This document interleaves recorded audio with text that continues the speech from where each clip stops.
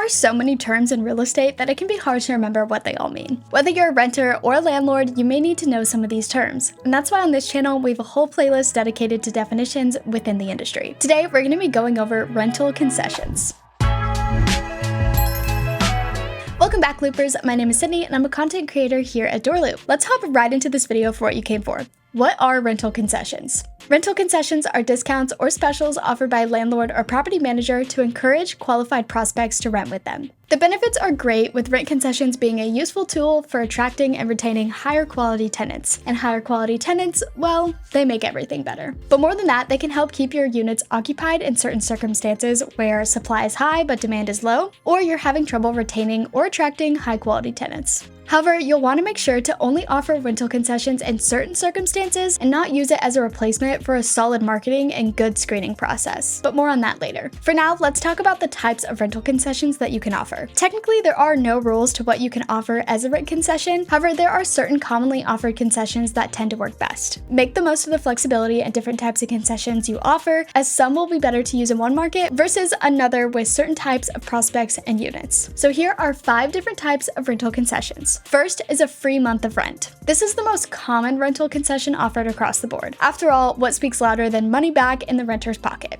You can offer this as a free first month's rent or stipulate that it pays for the last month's rent, whichever you prefer. Alternatively, you can also offer a discount on the first month's rent. This is a great option whether leasing or releasing if you prefer not to offer a full free month. This is less enticing, but it is still an effective lead generation tool that can convince a prospect to lease with you versus another property. Third is rent reduction. Similar to the previous concessions, this is offering a discount on the first several months of rent. Typically, this is a smaller discount because it covers more months, but it can be more enticing than a single discount. Fourth is reducing security deposits. The security deposit is a barrier to entry for many potential renters, especially those looking to move from their current property. By offering a reduced security deposit, you're able to attract prospects you might have otherwise not had access to. However, you'll also have a smaller security deposit to grab from in the event that you need to cover damages. So it's a balancing act that you'll need to figure out yourself. And the fifth method is offering free amenities. This can come in the form of free parking, storage, laundry use, Wi-Fi, or reduced fees of other kind. Another kind of amenity you can offer for free is access to local businesses such as daycare, gym memberships, or really anything else that you could think your market would be interested in. As I mentioned earlier, there's really no limit here. These are just 5 examples of commonly used and powerful rental concessions. So get creative and think about what concessions are most attractive to your ideal prospect. So how are rental concessions calculated? To do that, you'll need to be clear on what your net effective rent is. Gross rent is your standard rent price without any discounts applied. So if the rent on one of your units is $1,200, then the gross rent is $1,200. Net effective rent is the rent with any rent concessions or other discounts offered taken into consideration. You need to be clear on how much revenue in the form of annual rent or one-time fees you're willing to shave off for your rental concessions to help you decide what kind of concession to offer. Before launching any kind of rent concession, make sure you're clear on how much the rental concession is going to eat into your revenue and what you estimate to get in return, such as a certain percentage increase in retention. That should outweigh the cost. Once you know that, simply deduct the cost of the rent concession from your annual gross rent to get your net effective rent. Now that you're clear on what rental concessions are and the different types of concessions you can offer, let's go over the pros and cons. Rental concessions aren't always something you should offer. However, if you do use them at the right time, they can be powerful tools for maintaining the health of your rental property. Here are a few of the pros and cons of offering rental concessions. The first and most obvious benefit is that concessions help attract potential renters in a general sense. If one property offers a free first month's rent while another property doesn't, the property that doesn't is going to have to make up for that lack of concession big time to convince the prospect to go with them. Typically, a concession like that is too sweet to pass up, helping you attract more applicants and potential tenants. Beyond attracting new tenants, concessions are great at retaining existing ones. If you have a great tenant that you don't want to let go, a concession can help ensure you keep them, especially if you notice they haven't contacted you about re-signing their lease early. Another big benefit is filling your vacancies faster than if you didn't offer a concession. You might think to yourself, I'll fill my vacant units eventually. Why even waste my money on offering concessions? But in fact, you're losing money if it takes a few extra months to fill the property. One unintended consequence and the first con of offering an amenity as a concession can be that they get used to having it, and then if they lose it, they're going to be sour because of it. Another con is you lose money that you may have not had to spend. There's always a potential that you may be offering a concession which isn't effective, in which case you would be losing revenue. It's difficult to gauge this without years of experience in the same area and similar similar markets. But it's a con worth mentioning to at least encourage you to be smart about what concessions you're offering.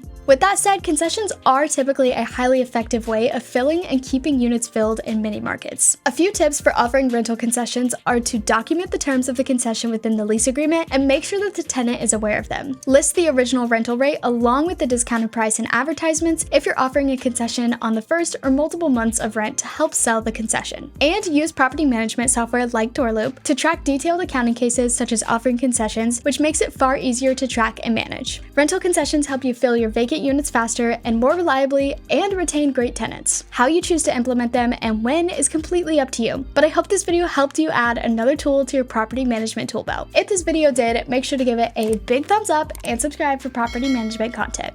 You can also check out this playlist for more tips, and I will see you in the next one. Bye!